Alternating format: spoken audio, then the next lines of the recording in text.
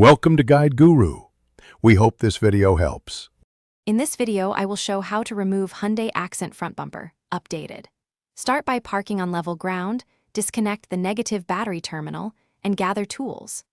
Learn to remove wheel liners, unclip plastic retainers, and unbolt fascia screws without forcing clips.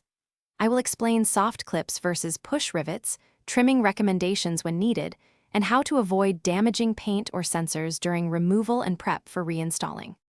Prepare tools and workspace before you begin to save time and prevent damage.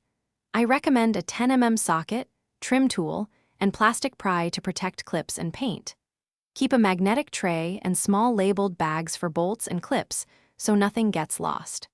Plan about 30 to 60 minutes based on experience, and weather sensors or fog lights need disconnecting to avoid surprise steps during removal.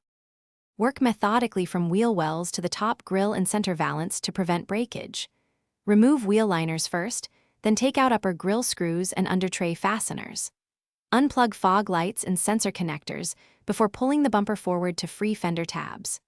Support the bumper as you clear the clips and inspect for stubborn rivets that may need careful prying or removal for a clean separation without cracking or scratching. Thanks for watching.